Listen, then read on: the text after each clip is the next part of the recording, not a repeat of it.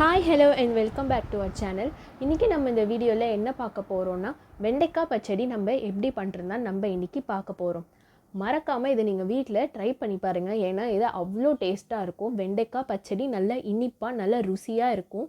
இதெல்லாம் நம்ம பிரியாணிக்கே வச்சு சாப்பிட்டோன்னா ரொம்பவே சூப்பராக இருக்கும். ஸோ மறக்காமல் நீங்கள் இதை வீட்டில் ட்ரை பண்ணி பாருங்கள்.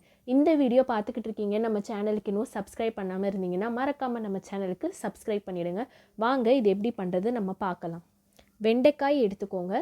நாங்கள் இங்கே ஒரு 8 வெண்டைக்காய் நாங்கள் இங்கே எடுத்துருக்கோம். அதை அழகாக கட் பண்ணி வச்சுருக்கோம். ஒரு தக்காளி எடுத்துக்கோங்க. அடுத்து 2 பச்சை மிளகாய் எடுத்துக்கோங்க. அதே மாதிரி ஒரு வெங்காயம் எடுத்துக்கோங்க, அதை கட் பண்ணி வச்சுக்கோங்க. கறிவேப்பிலை கொஞ்சம் எடுத்துக்கோங்க. பூண்டு ஒரு 7-8 பல் எடுத்துக்கோங்க. சர்க்கரை 1 ஸ்பூன் அளவு நமக்கு இங்கே தேவைப்படும். புளி தண்ணி நம்ம இங்கே எடுத்துக்கலாம். மிளகாய் தூள் 1 ஸ்பூன் எடுத்துக்கோங்க. மஞ்சள் 1 ஸ்பூன், கரம் மசாலா 1 ஸ்பூன், இஞ்சி பூண்டு பேஸ்ட் 1 ஸ்பூன், தேவையான அளவு உப்பு எடுத்துக்கோங்க. இப்போ நம்ம பாத்திரத்தில் சூடு வந்ததுக்கப்புறம் தேவையான அளவு எண்ணெய் நம்ம இங்கே சேர்த்துக்கலாம். இப்போ நம்ம இங்கே 6 பல் பூண்டு நம்ம இங்கே சேர்த்துக்கலாம். அடுத்ததாக நம்ம கட் பண்ணி வச்ச வெங்காயத்தை நம்ம இங்கே சேர்த்துக்கலாம். நம்ம வெங்காயம் சேர்த்துட்டதுக்கப்புறம் கருவேப்பிலை கொஞ்சோண்டு நம்ம இங்கே சேர்த்துக்கலாம். சேர்த்துக்கிட்டு நல்லா மிக்ஸ் பண்ணி விடுங்க. அடுத்ததாக நம்ம இங்கே 2 பச்சை மிளகாய் நம்ம இங்கே சேர்த்துக்கலாம். இப்போது வெட்டி வச்ச தக்காளியை நம்ம இங்கே சேர்த்துக்கலாம். ஒரு தக்காளி கட் பண்ணி வச்சுருந்தோம், அதை நம்ம இங்கே சேர்த்துக்கலாம். சேர்த்துக்கிட்டு நல்லா மிக்ஸ் பண்ணி விடுங்க.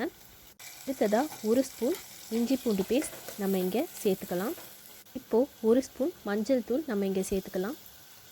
2 ஸ்பூன் அளவு நம்ம இங்கே கரம் மசாலா சேர்த்துக்கலாம். இந்த மாதிரி சின்ன ஸ்பூன் அளவில் சேர்த்துக்கோங்க.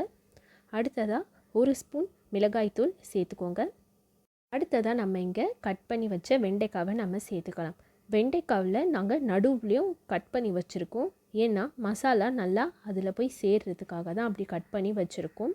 நீங்களும் பண்ணும்போது அப்படி கட் பண்ணிக்கோங்க. அடுத்ததாக நம்ம இங்கே கொஞ்சமாக புளி தண்ணி நம்ம இங்கே சேர்த்துக்கலாம். இப்போ நம்ம அடுத்ததாக 1 ஸ்பூன் அளவு சர்க்கரை நம்ம இங்கே சேர்த்துக்கலாம்.